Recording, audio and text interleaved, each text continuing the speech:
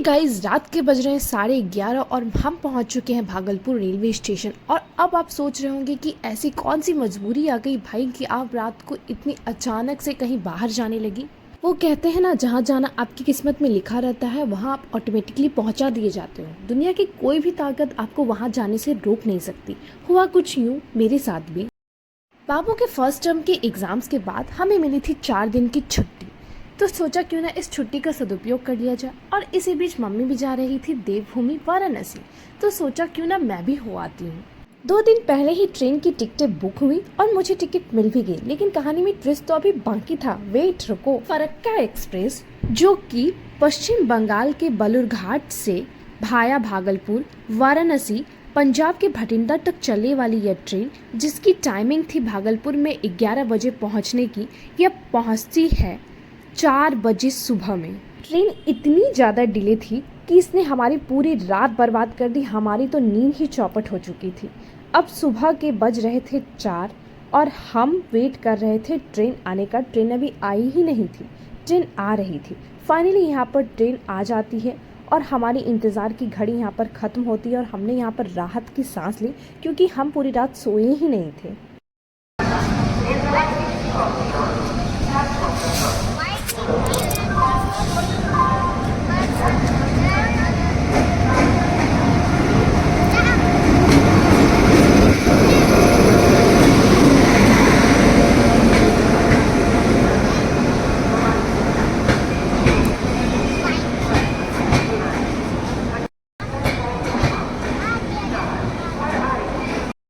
सुबह के 4 बज रहे थे। सारे लोग ट्रेन में गहरी नींद में सो रहे थे और हम ट्रेन में एंट्री लेते हैं, क्योंकि हमारी ट्रेन 11 बजे की बजाय 4 बजे जो आई थी। फाइनली हमने भी अपनी बर्थ ढूंढ ली। अब और करना क्या था, बिस्तर लगाना था और चादर तान कर सोना था, क्योंकि हमारा तो बॉडी थक के चूर हो चुका था। लेकिन समय को ज़्यादा सोना मंजूर कहाँ था। सुबह हो चुकी थी और सूर्य की रोशनी से हमारी नींद टूट चुकी तो फाइनली हम उठ के बैठ चुके थे और सफ़र का मज़ा ले रहे थे।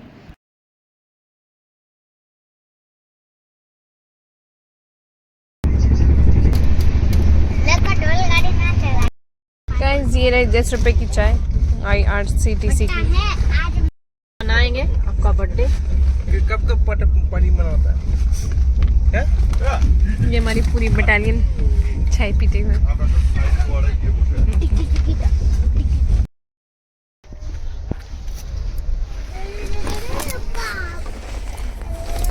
एक तो ट्रेन ऊपर से ही इतनी डिले थी कि हमारा पूरा ट्रिप का प्लान जो था वो चौपट हो चुका था। ऊपर से ये आउटर पर भी इतनी ज़्यादा रुक रही थी।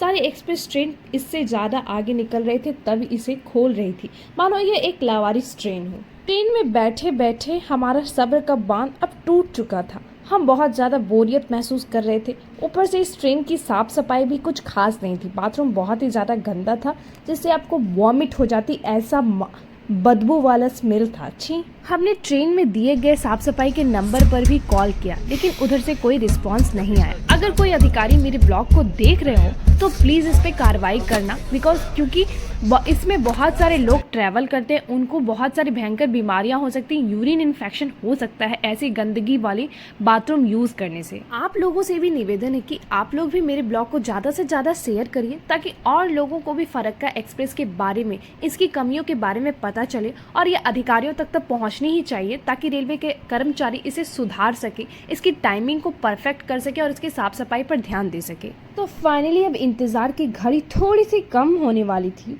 क्योंकि अब यहाँ से गंगा पुल दिखना शुरू हो गया था और इसी गंगा के उस पार है काशी और बनारस।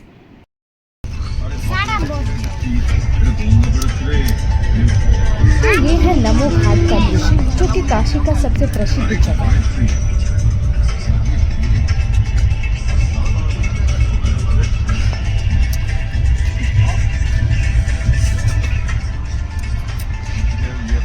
फाइनली इंतज़ार की घड़ी हुई ख़त्म और आ गया वाराणसी स्टेशन। और हमने यहाँ पर चैन की सांस ली, क्योंकि हम कल से बैठे बैठे बोर हो चुके थे। फाइनली अब हमारे पास घूमने के लिए तो टाइम बचा नहीं था, क्योंकि गंगा आरती का भी समय अब बीता जा रहा था। तो सारा होगा।